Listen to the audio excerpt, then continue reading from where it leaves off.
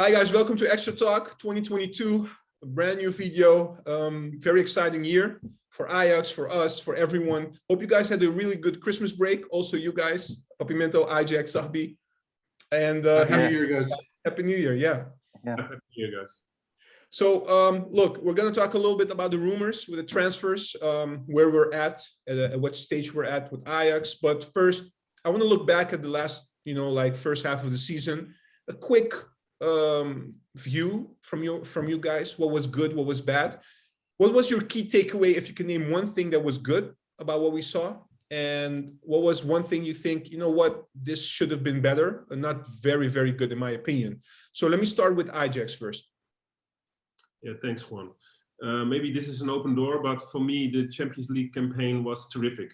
I think nobody would have expected us to have like 18 points and cruise through the group stage, Haller scoring that many goals. I was surprised by many things considering our Champions League campaign. And the big difference with our domestic competition in the Eredivisie, it baffles me that we finished second, that we're not winter champions, because the surplus of value we have compared to other teams is just normally too big of a gap. And we can only be mad at ourselves that we did not score that many points, because it's not like Feyenoord or PSV outperforming us by many points. We just dropped too many points against low-tier teams. And this is the problem for me.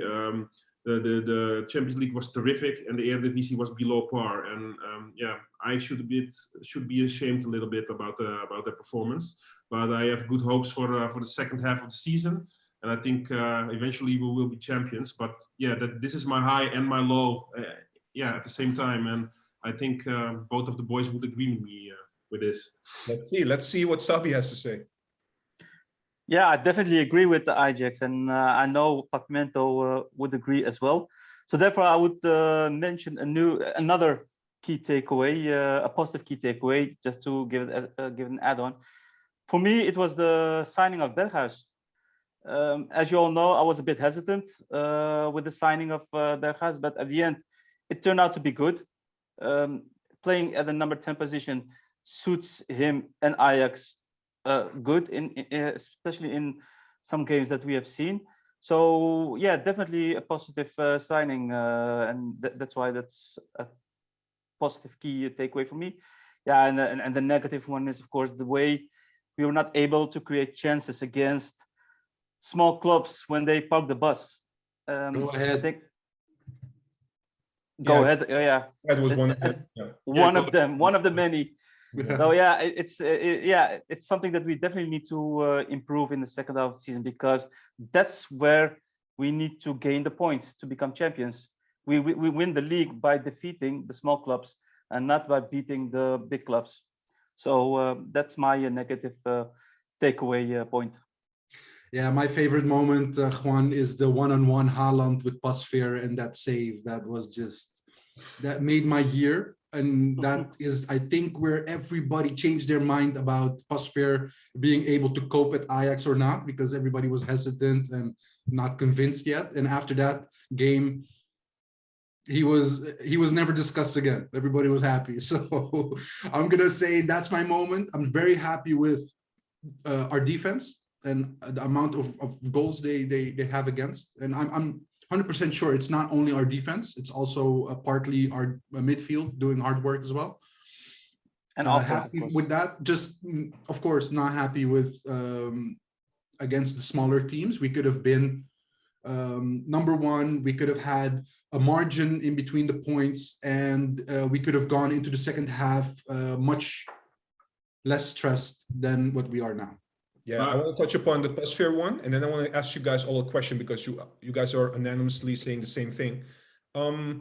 Look, Pasveer thing, it's funny though, because the first Champions League game, you mentioned the Dortmund game, that was the third game we played at home, but the first game we played in Sporting, he made that mistake. And then looking from that point on towards the third game of the Champions League, that save, it shows also how not only him, but also the whole team went into a good form, I think. Exactly. And I just wanted to touch upon what Sabi said about Bergwijn, because yes, he started very well, but you did see at the end he wasn't performing as he was in the beginning. So I hope he gets back to that level. You know? I think the whole team was a bit less improving at the end of this first half. So I think hopefully we were able to manage to start, as always, normally in the second half of the season, to bring it on and gain some points. Yeah, I think also. Sorry, one thing. I think add on Phil, to finish it off. Yeah, it's a positive also that we play this bad in the Eredivisie and still are this close to the number one at the moment. So we can only improve, man. If we play this bad with so many points dropped and we're still 1 point behind, I believe, it will be a walk in the park if we start playing better in the second half. but Ajax, my point of view, we didn't play bad. We just had problems against a smaller team and defensive started, and we couldn't create anything. But in general, look at our, look how many goals we scored, how many goals we conceded, not many. In general, we were very good, but we couldn't break through. Maybe my standards are different. And that's why it was bad, Juan. And you know what pisses me off the most? You cannot, listen, one thing, you cannot say we had a bad Eredivisie first half year. Of course you can say it, but in my point of view, you cannot say that when you're like, if you look at how we performed against like 80% of the teams, we're talking about the 20%. You guys are highlighting that, I understand, but those 20% were bad, I agree, but not the other 80% that we played. But Juan, just not ending number one at the end of the season is a lost season, and you shouldn't be happy as an Ajax fan, right? That's exactly the main goal. The season is not over yet, guys. But we're talking about the first 6 months. Yeah, but he said the season. So I'm saying the season is not over. No, at the end of the season, we expect them to be number one. They're number two now. So it's not where we want to be. But yeah, okay. Let me just repeat, because he said I cannot say it. I will say it again. Ajax had a really bad first half of the season in the Eredivisie again. And I do not care with all the circumstances you're adding, because at the end, this is a competition within Europe that is not that high level-wise compared to other ones. And the level that Ajax gained last years compared to the normal level within the Eredivisie is way higher than before. We stayed together. We have a lot of players that played already with each other. Other teams had to sell players, put in new players, new coaches. There's no excuse. Within the Eredivisie, we should be number one. And yes, we played well. Yes, we beat PSV 5-0. Yes, we had better games, but we also had a lot of bad games that we did not win the points. 0-0, so the defense did not break, but we did not score also. So all the circumstances don't count. At the end, the points count. The same with Haller. He misses a few qualities, but he's now judged based on how many he scores. Same with Ajax. The points count, definitely. And we're not at the first position. So yes, we had a bad first half. And the only thing you could say from the other teams, that played like that against us, they never play like that against our competition. No. Yeah. If you take out the Champions League run, it's just a bad first few months. Okay, so all of you guys agree with Ajax on this one, except for me. Oh, yeah. All right. Yeah, I mean. No. The US. Yeah. All right. So guys, I want to touch upon something else at the end of the season. At the end of the first half of the season. You mentioned, Sahbi, that it went a little bit into a regression at the end. Does it has to do also with maybe because we saw a couple of players really getting fatigued, getting some cramps, pain here and there, like Timber, for instance, as an example, but also other players. Do you think the team has played a lot of games and that maybe is a reason for that? It has definitely been a role. I mean, we could have all seen Ten Hag. He doesn't change a lot.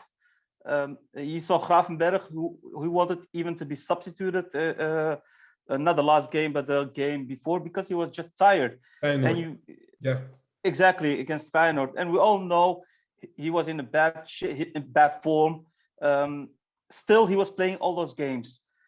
Ten Hag doesn't want to substitute a lot. If he makes changes, it's only 1 or 2, but he could have done a lot more. So basically, at the end of the first half in December, it's obvious that players get tired. We had a long Champions League run where all the first team players played all the 6 games.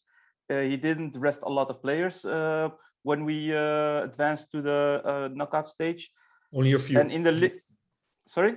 Only a few. You're right. Yeah. Exactly. And in the league, always the same 11 played, and always the same substitutes played. So he didn't make use of the whole bench, and that's it's a shame. The perfect example would be Martinez in the Barendrecht game. Man. He plays the Barendrecht game, gets substituted, next match injured. Yeah, why play in the exactly. Barendrecht game? Yeah. Or why substituting a first team player during Barendrecht when we are already 2-0 up? Maybe okay, but by now, you know, we have Ten Hag for several years now. By now, we should know that he doesn't like to take too many chances. He doesn't want to be upset by a lower team, or, you know, like put players in and give the wrong signal to the team or to the opponent. But he should have seen that certain players are tired. I mean, he sees them during practice, during training. And it's a bit strange that Gravenberg mentions that he wants to be substituted because he's tired. I mean, it's ridiculous. But hold on, he wants to be substituted, but you only had three substitution possibilities, and he screwed it up with not substituting right. And I think there was not any left anymore. Five. So, what Ajax is saying is correct. You have 3 moments and 5 max players. Yeah, agree. Sorry. Okay. Yeah. Okay. True. But I just want to say something. Yeah, we all know what Ten Hag is and what he likes. But we also saw that every time in the second half of the season, we were dependent on Scherpen or a Magallan or whatever to come in.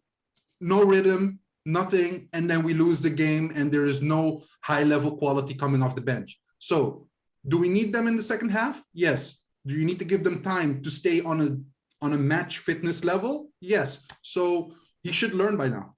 Do we have a coach that has a reoccurring issue every season again? Yes. Yeah, but maybe we're seeing it as a problem, but for Ten Hag it's not a problem anymore, because if we're talking about substitutions, I think 1 or 2 players always got their chances to come in from the bench. I think Klaassen was one of them. So he always does the same, you know, more or less. Yeah, when you get kicked out by Spurs after having a huge lead, I see it as a problem. That was 2.5 years ago, bro. But still, we had to use Magallan in a game where... Why? We're talking about... We have 2022. We're thinking about positive things. We want to talk about Ajax, where we can end, and you start coming up with the Spurs game again. Come on, man. We could have been in the finals, bro. All right. Maybe we could do it this year. Yeah, let's hope. Or maybe just win it. We cannot, because Spurs is not playing UCL, you know. They're not even in the Conference League anymore. So, no, we cannot repeat that. All right, so guys, let's move on. It's pretty clear how you guys view the first half of the season. Let's talk about, the most important transfer so far, Brobbey. You guys, let's just run by the situation. You know, everybody knows Brobbey could sign an extension with Ajax. He left for Leipzig. And then half a year later, I don't know how Overmars and Ten Hag pulled it off, but they signed him on a loan deal. The loan deal doesn't have a buy option, as we know, but Ajax was really looking for a striker. We know that Haller is going to the Africa Cup, and Brobbey seems like the player that can fit in the team quite easily. I think this is a very important factor, also why we chased him. Overall take about the Brobbey transfer. Let me start with Papimento first. We need a striker, so I'm just gonna start with that. So I understand the logic behind it. I don't like the way he left us. I don't like that he's getting another chance to prove himself. And I think we're kind of overhyping him because he hasn't proved anything yet in full matches. But he has the skill, he has the speed, he has the finishing touch. But he always came in as a substitute, Juan. And I'm not just convinced that he will just pick up where he left off. I just don't even know if he's fit enough to play because he didn't play at his former club. So I'm just hesitant, but I know he has the skills to be good enough to make us forget Haller for a little while. Let's say it like that. That's what you really want, right? Forget Haller. No. I don't think it's just a different kind of player. So I'm happy we have a different type, you know? Yeah, just for our viewers as well.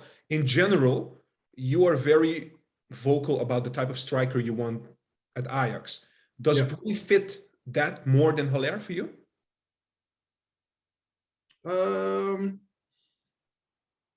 I mean, he's good on with his touches on the ball and link up play. So, and he has been with the youth of Ajax for a long time. So the technical skill is there and understanding of the game and how we want to play it. But if you really ask me, I still, for me, the Tadic number 9 was the most perfect number 9 in the 18-19 season, because just the link up play between him and the wingers and the midfielders was top notch. And what I see with Haller is, yes, he scores a lot of goals, but usually it's tap-ins, but just in the play itself, not really convincing all the time, you know? Yeah, but is Brobbey more flexible? That's my question. Yes, yes. And he gives us more option in the depth. Just the speed will be a huge effect for our team because we lack that up front a lot. All right. Sahbi, what's your take on the Brobbey transfer? Well, just want to say I'm quite happy with him having here with us. But yeah, at the end, we can certainly say that this is contractual wise a very bad deal. This is more of a short-term solution than long-term solution, which Ajax always seeks. We always look at the long term. But yeah, he can bring us something extra, especially when Haller is gone. He can do great things, and I know for sure that he's a better player than Danilo. So in any case, it's an upgrade. Ajax. Yeah, Juan. I'm not that fond of giving players second chances, but in the case Why of are you guys so harsh? He's a young player. I'm not harsh. I'm not harsh. Yeah, harsh either. Papimento said the same. I'm sorry, Papimento said the same. Let me finish. Yes. I'm not usually a big fan of second chances, but with Brobbey, I already stated it in previous talks. I definitely want him to redeem himself, because I think he realizes also that it maybe was not the best choice leaving Ajax. The problem with this deal is that I'm not too happy that it's only a loan spell without any possibilities to make it a permanent deal. This is just bad business in my opinion. And I have a little bit of bad memories about how he left. And I'm a little bit afraid that if he performs for us, that he's not signing, or that Ajax cannot close the deal with Red Bull at the end of the season, and that he's gone again.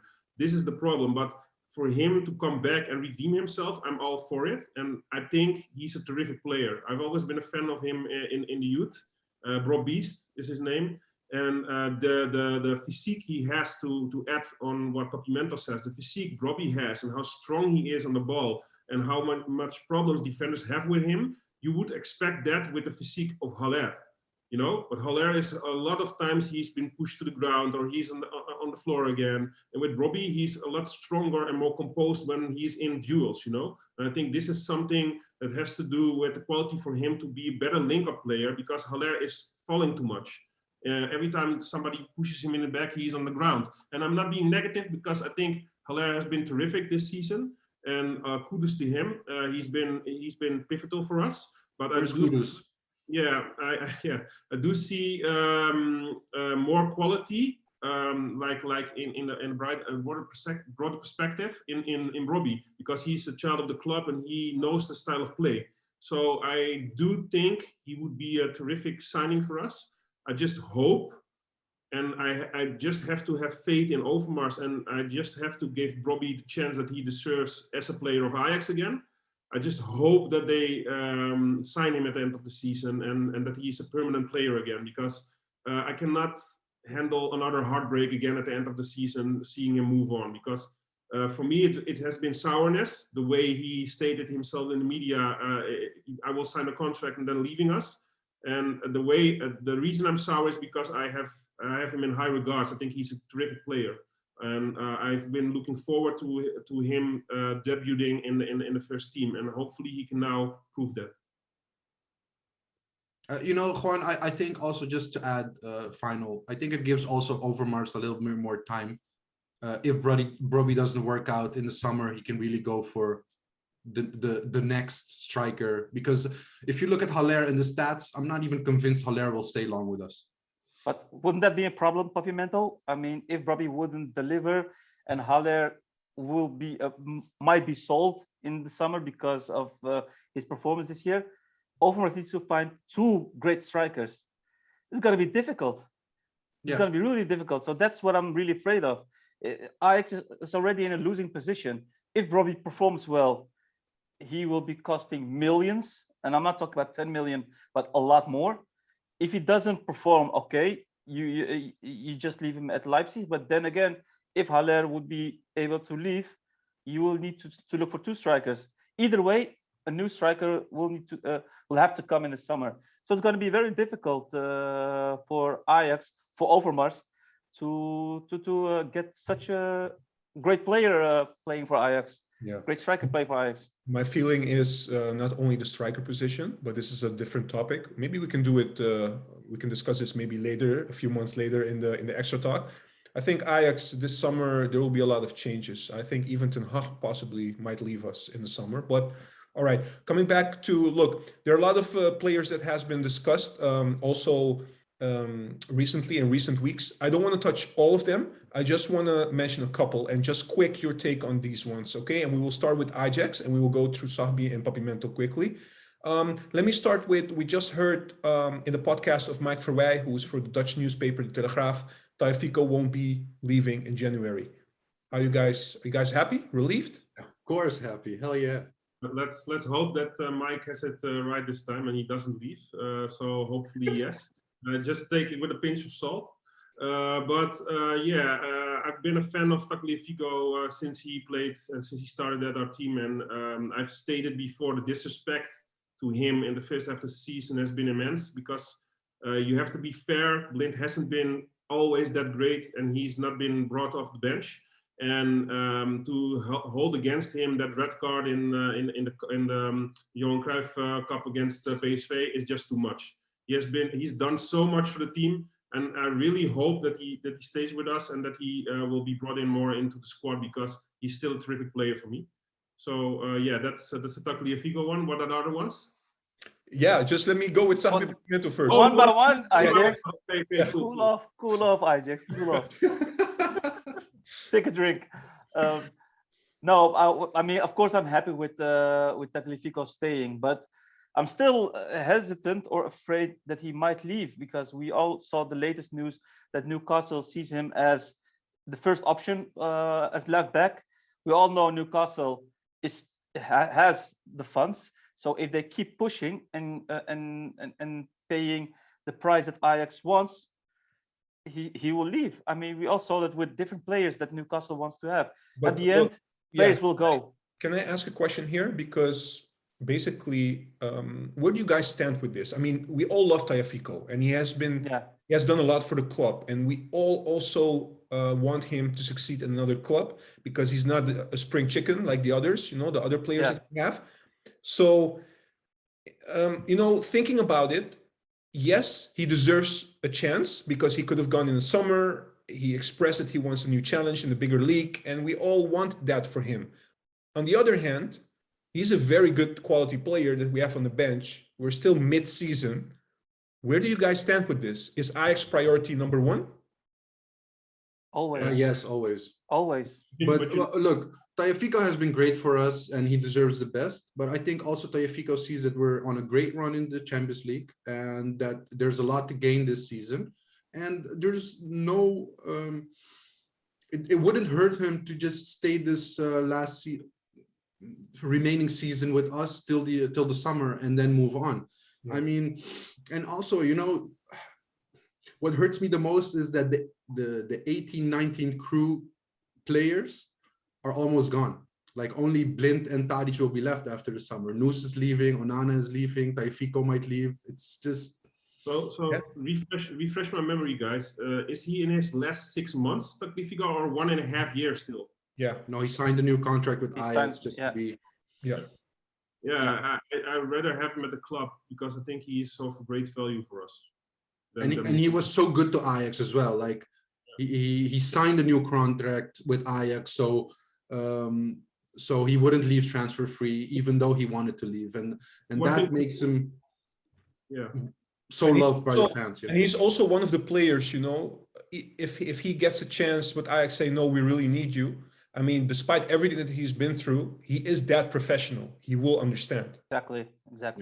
But he is a little energizer bunny, and I don't think him sitting on the bench is happiness for him, though. No, of course. No, But I nobody. think if Ten Hag included him more in the first half of the season and he would not have been able to make a transfer now, I would have seen him sign another year.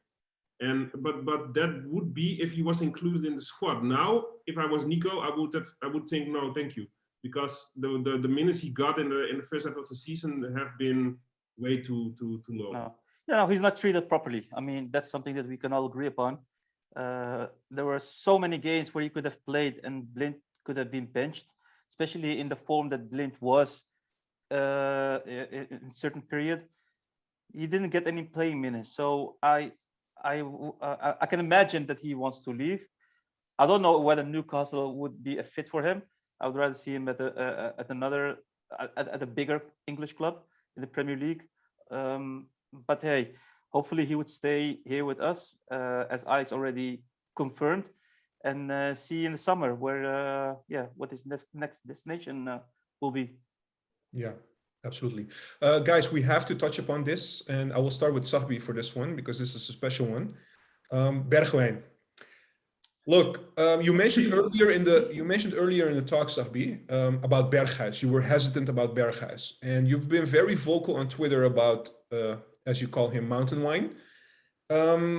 Look, you're very against this transfer. I want everybody's take on Bergwijn, whether he would be a good or decent signing for us in January, whether it's something we can do. I think we've heard that it depends on what happens with Neres, because we're not going to get him if we still have the same players up front.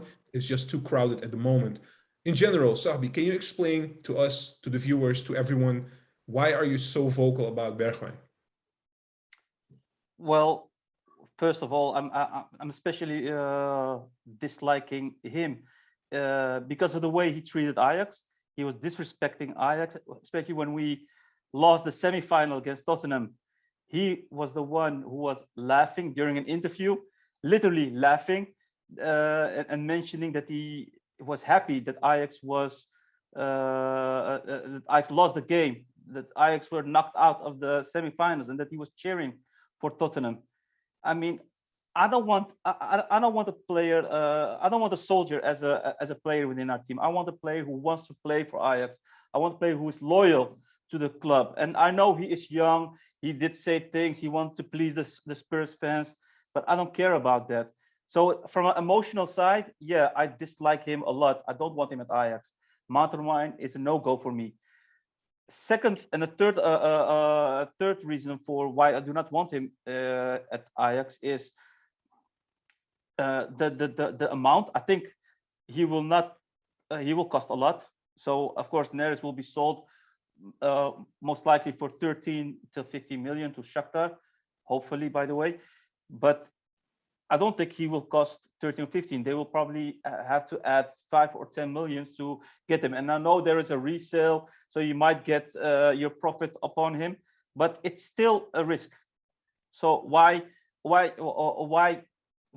buying him for a player that doesn't even play a lot at Tottenham? Thirdly, is I don't see him playing in the starting lineup in this upcoming 6 months. I know he might play when Haller is gone, and he might get his minutes. But for such a player who might cost a lot, I don't see him playing Anthony out of the first 11, or not playing Tadic out of the first 11, or when Haller is back, playing him out from the first 11. And Brobbey is the replacement of Haller, so he will play eventually. So I don't see there is an add value because he is a decent player. But I don't see it as an add value if you combine all those reasons that I've just mentioned. Clear. Papimento, what's your take on this?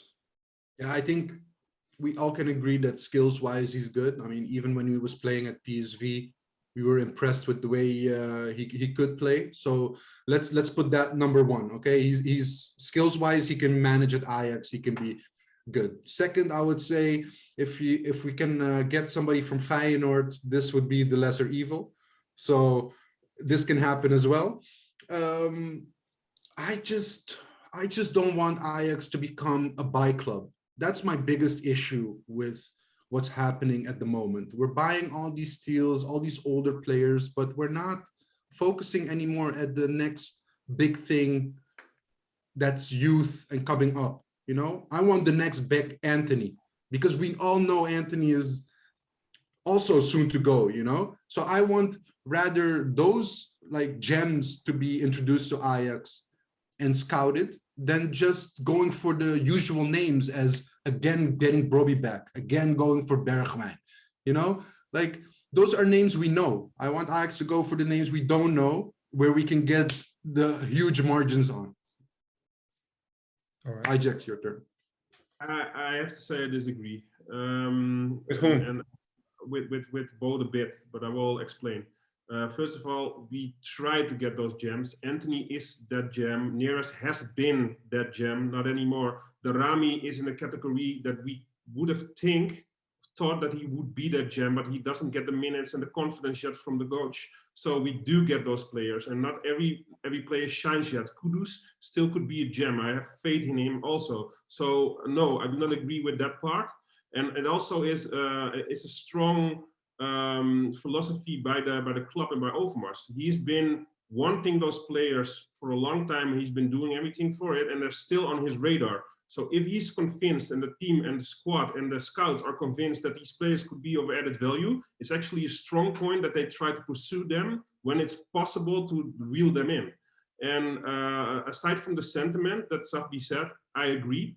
It also, I'm a bit sour also by his vocally laughing at Ajax, especially close to, and after we lost that semi-final, it was still fresh for me.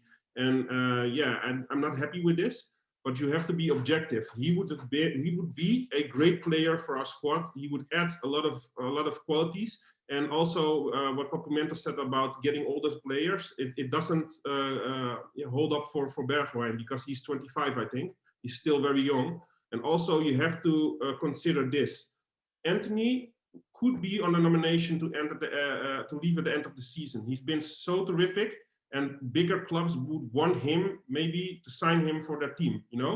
And if there is a possibility with a long-term target for Ajax to reel him in the winter break, compared to maybe not being able to reel him in at the end of the season and sign him for multiple years, we already have a substitute for Anthony within the team that already has 6 months to cope with the situation, with the team, with the teammates, and be ready to perform when it's necessary.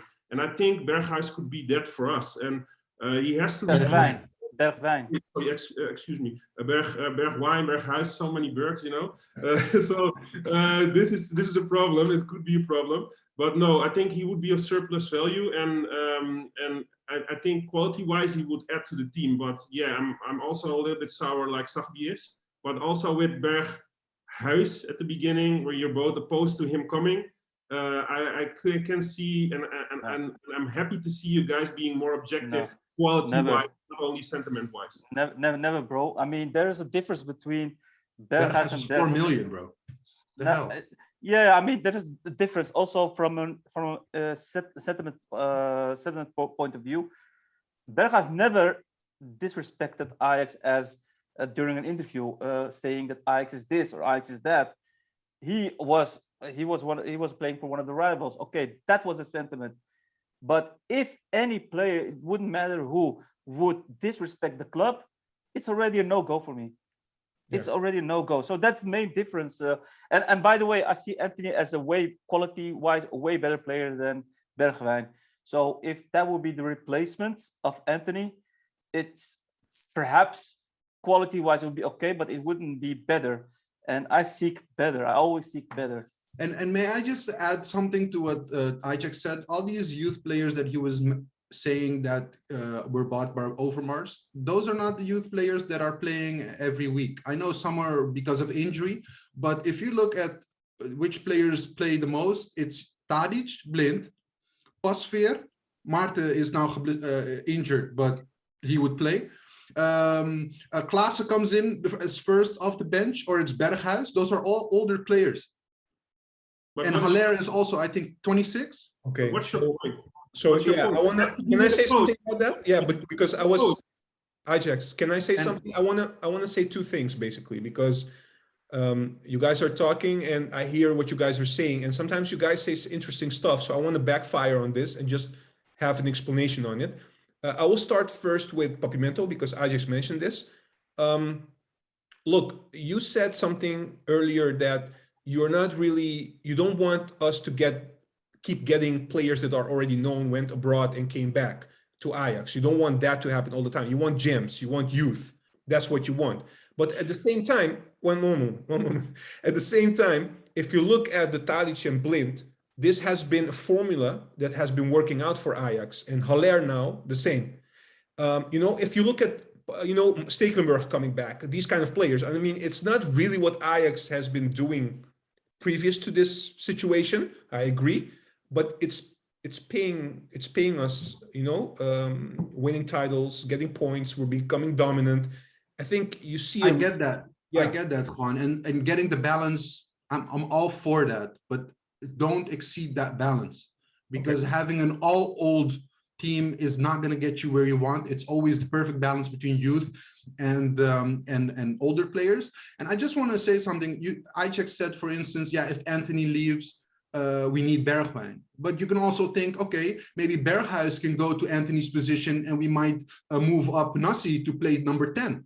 So for me, it's not just one-on-one, somebody sold, we buy for that position. No, we have enough people that can play multiple positions within Ajax, and we have to see which gem do you want to add to make it stronger. That's my point of view.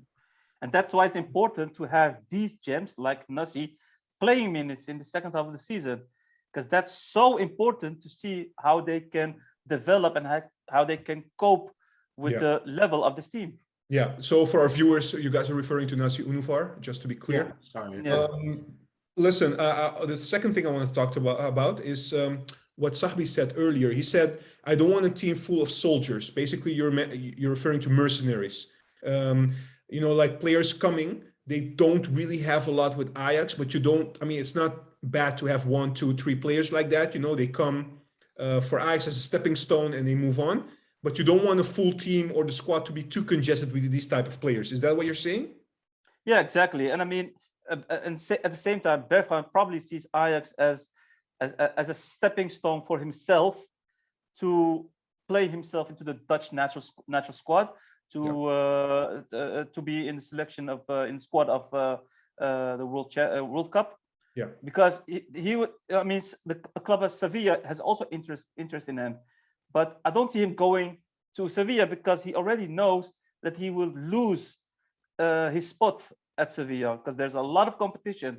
Talking about Sevilla, by the way, I saw the game this week. They played the Copa del Rey, and they were playing with a lot of different players. And even then, Idrissi was not even in the starting 11. No, exactly my point. And he sees Ajax as a stepping stone. So that's why I'm seeing him more as a mercenary, as you said. Yeah. He doesn't have any loyalty towards Ajax, especially if you look at his interviews in the past. So I'm just not into that type of players coming to Ajax. Can I touch upon this briefly, Juan? Sure. Yeah. I disagree. All the players, instead of the youth players that come through the academy, are soldiers, are mercenaries. Tadic isn't. No, wait. Let me. Tadic isn't. Guys, wait. Let him talk. Listen to me. Most of the players that come into the first team and are being bought are at first mercenaries, and a lot of them, with exception of Tadic, he has a love for the club. It's like a gem within a broader, wider perspective of players. All the other players, if you come from South America, if you come from other leagues like the Rami, they see Ajax as a stepping stone at first. And it's because Ajax is like an academy that they grow and they grow quality, and then they leave for a bigger competition. So exactly. If Bergwijn sees us as a stepping stone, you cannot blame him for that, because a lot of players, most of the players are mercenaries. So I do not agree with that. No, but I mean, I think, may I just I don't agree with you. I don't agree with you on this. I mean, those players that you are mentioning are starting from scratch. Yeah, they come to Ajax to start over from scratch. I mean, they don't have love for the club, but the love grows while you're at the club. You also saw it with players playing at Ajax. They have love for the club, and that's how it's supposed to be. But if you are disrespecting Ajax, you can't say I'm coming here just to play football. Of course, it's a stepping stone for him.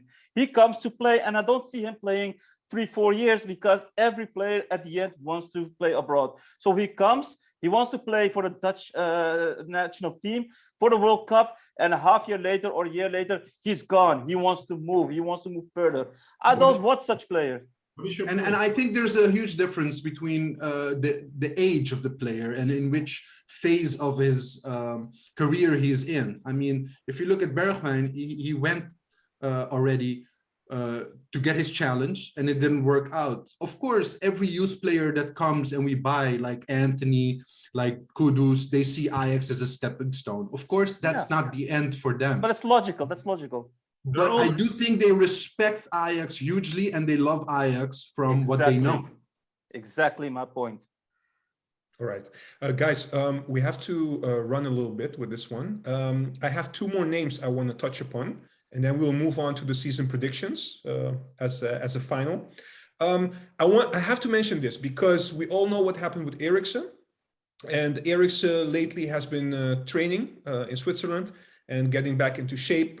He's doing well. I mean, we saw an interview. There was an interview with him. He was looking good. He was looking cheerful, happy, ambitious again. All good things to see, you know. And we wish him all the best, of course. I know we have a congested team. We're discussing a lot about this team is crowded. We don't give youth players chances, these kind of things. But should we make an exception for Eriksen? How do you guys see that? I will start with Ajax. Hell yeah. I love Chris. I've been a fan of him since day one, and you can see with Daly that it's possible to still play at a high level with the heart condition, with like the mechanism in the chest, you know. Yes. And I think if Chris can be fit and healthy again, this situation that is very sad that he has been in could be a big chance for us as a team, because normally, Eriksen, if he was fit and would not have had this condition and could not play in Italy because of regulations, we could have never been able to sign him. So if he's fit, if he can play like Daly can with this mechanism that controls the condition, I would be very happy for him to be added to the team, because I think he would be by far our best attacking midfielder, by far. Oh, I even think he can be a number 6 role. Exactly. So not even only 10. And I think we can put Gravenberch on the bench, you know, till he signs his new contract, and leave Eriksen just on the first team squad. So yeah, I wouldn't mind Eriksen. I saw his free kick last, so he didn't unlearn all his skills. And yeah, if his level is up there, man, he would be an asset for us, because we know Gravenberch might leave. So added value and maybe a steal getting him now. Yeah, I mean, I would pick him up with my car if I could. The man is pure, pure quality. What kind of car do you drive? Yeah, you don't want to know. You don't want to know. All right. So I mean, he's pure quality. He's pure football. And as Papimento said, he could play as a 6. He could play as an 8. He has such an overview. He is technically wise. He's excellent. So. Yeah, I mean, such play we could always use. And Schöne recommended him, so that's important. You know? That's amazing. Listen to Schöne. Plus. We should listen always. to him. Yeah. Always. You guys agree with Papimento that Eriksen can be in any spot on that midfield? Yeah, because of his overview. I mean, he has a perfect overview. He has the passing. I mean, we also Schöne. Schöne was a right forward. He was an attacking midfielder. He almost played all positions except for the keeper position, probably. So no, I mean, Eriksen can do the same. He is so an experienced player, played in one of the toughest and biggest leagues. So yeah, he can definitely do it. And he's an ex-Ajax, so the love is there. Yeah. One moment, guys. I saw Ajax hesitant about that question. Yeah, because I do think he can play, his best role is the 10 position. I can see him as an 8. I think he has a passing play to be a 6, but I think he's lacking the physicalness that you need to be a 6 and like an Alvarez type, you know. So yes, and Schöne did it in another situation, but Schöne has a little bit more physique and is a little bit more tied to the ground, you know. He's difficult to pull from the ball. And this is a quality that Chris doesn't have. So yes, I see him in another role as a 10, but solely as an 8 and not really as a 6. Although within the Eredivisie, he could definitely play that role, but it's not the most ideal position in my opinion. Yeah, that's what I wanted to say. Like against a team that's fully defensive, you could easily put Eriksen in that team, and no sense to keep Alvarez there. You guys all think that Gravenberg role that Gravenberg is playing, Eriksen could easily fulfill that role as well. Yeah, I think he would do it better even. Yeah. But rather at a 10. I mean, he's no class, at that six position. So yeah, that would be my question. If you have to choose Klaassen or Eriksen on the number 8. Let's Papimento answer this question. Is that a real question? You already know my answer. Go next. Yeah, it's a real question. It's a real question. But you know my opinion about Klaassen, so no need to answer that. We have to stop playing Davy as a 6. He is not a 6. He's a 10 at most, and he's been invisible from time to time as a 10. And this is not a great trait to have, unless the man marking you, you know, he's not seeing you also. Then you can penetrate the box. So that all right. Like a great. But I must say this: the link up with Haller might not be it, but maybe with Brobbey it might be totally different with Klaassen. So that's something I'm looking forward to see. We saw that at Lille when we played Lille. Oh, that was amazing. Yeah, exactly. Yeah. All right, guys. One more name. I have to mention this. I know not our favorite subject, but Onana. So it's been clear all the way. Yeah. Look, it's been clear all from the summer when Fabrizio Romano already said that they were verbally talking with Inter and they had an agreement next year as a free transfer. And basically, Fabrizio, as always, gets it right. He was seen the other day getting his medical in Milan. Very briefly, anything you want to say about the situation? Maybe also looking at, we're talking about transfers. You guys are still okay with him being second goalkeeper for us? Let me start with Sahbi on this one. If it was up to me, he would be third goalie. So yeah, I'm happy. We could have used him quality-wise in the Champions League, but it's like rewarding him if he would be playing in the Champions League as a first goalie. Give it to Pasveer at this moment. I mean, he deserves it. Okay. Just to be clear.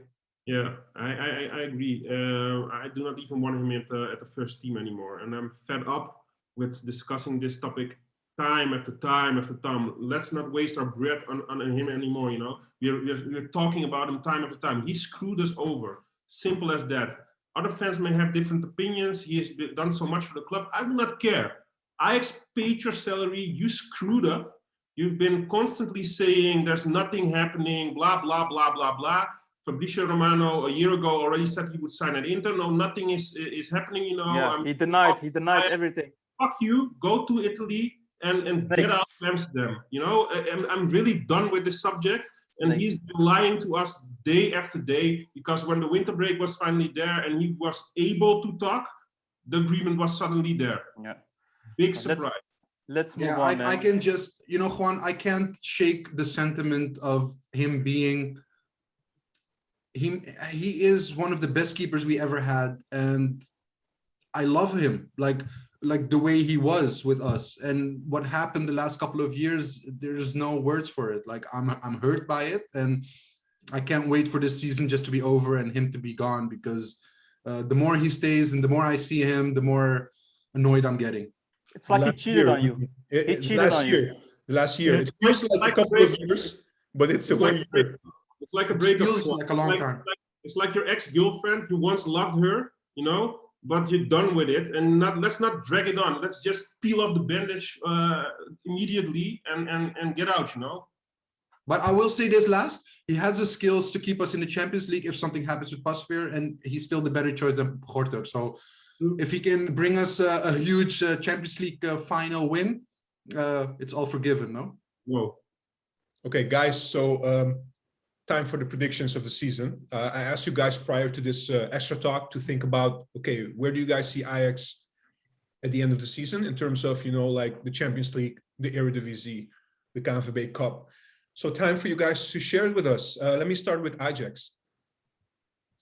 Okay, league position, champions. I will not. How many accept points? any- How many points? Yeah, I'm not. Come I'm on, not fresh. you have to say how many points. I do not know. Maybe 69. 69? 69. Bro. You gotta end fourth at 69. 69 is not enough, bro. No, I'm not fresh in my memory of how many points you normally need to finish first. Around 75 to 85, I would guess. Well, maybe between 80 and 90 even. I just thought it was a great number. So then let's do like 74. Okay, forget the points. You don't have to mention the points. The points are unnecessary. You know, it's just a position that you're definitely at the end. And I think we will be champion, and nothing less than champion is good enough for this team, for this squad. And yeah, for me, league position, champions. Okay. Simple as that. Do you do it one by one again, Juan, or do I have to? Go ahead. Go ahead. Say everything what you Okay, want. Cup. Do not care too much about it, but you want to win every prize, of course. So champions. It's all in domestic competition, so the cup you have to win also. Look, but Ajax, one thing, right? I'm not asking you what we should do. I'm asking you what you expect. Yeah, I expect them to You win expect it. that? Okay. All right. We're in it to win it, you know. So and the Champions League, I have to be honest here. I got this feeling, and I hope I'm wrong, that we will reach the semifinals, but we will be eliminated in the semis. So it would be awesome to reach the semifinals and have those big matches, but please reach the finals if we are able to reach the semifinals, because it's still hurting from back then. But I got this feeling that we will reach far, especially with the draw we have against Benfica. I think there are some chances there. So, but yeah, winning it is going to be difficult, I think, because I think there are a few teams in Europe that are just a little bit better still at the moment. And if we face them, like a Bayern München or maybe a Manchester City, they can be really a force to be reckoned with. Yeah, that's about it, right? Well, that would be an awesome season, to be honest. Yeah. Papimento, you. Yeah, I mean, look, I think quarterfinals will go through, so semifinals will be there for sure.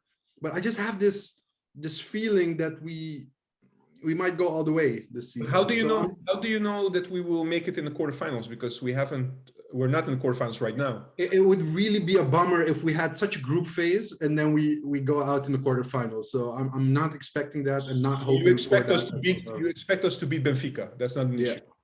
Okay. Definitely. And it just would be great to have a triple this season. So let's do that. Yeah, but hold on. You know, if we beat Benfica, you're still in the quarter. You know, so we're not in the semis yet. We're in the 8th. Oh yeah, Yeah, That's what I said. Yeah, true. Yeah. exactly. Sorry, mistake. Then I don't know, man. All the teams from quarterfinals up on are hard teams. So I think we have to have some luck. But I just still have the feeling we can get to the finals. So let's hope for the triple, and I'm just gonna go for that. Just let's hope it, man. Let's Okay, go. but again, guys. Again, the question was not what you hope. What do you expect? I expect to be second, actually, if I'm very honest. But I do think we will win the Champions League. I don't know why, but that's what I expect. You expect us to become second in the Eredivisie, but to win the Champions League? Yeah, isn't that what happened in the first half of the season as well? I mean, we've been doing great in the Champions League. So I don't know, man. I'm just To be honest, if we have to sacrifice the domestic competition to win the Champions League, I would be willing to sign for this. You would Yeah, I take, would take yeah, it. everybody would take it, I think. Yeah, of course. you're guaranteed a Champions League spot if you win it, right? So Yeah. it wouldn't matter for the first spot. So yeah. True. Sahbi, what do you expect? I expect to win the domestic league with 84 points. So write it down, 84 points. Yeah, the Dutch Cup, the KNVB trophy. Yeah, I expect that to win it as well. It should be a walk in the park. Yeah. And with regards to the UCL, I expect a semi-final to get until the semi-final. But with a bit of luck, with a draw, we might even end up in the finals. But I do expect another semi-final, just as the 18th, 19th season. So fingers crossed. So you're saying like there's a possibility that we could win that semi-final, but we could also lose that semi-final. That's what you're saying, right? No, I'm expecting to reach the semi-final, but I'm hoping to reach the final. Okay.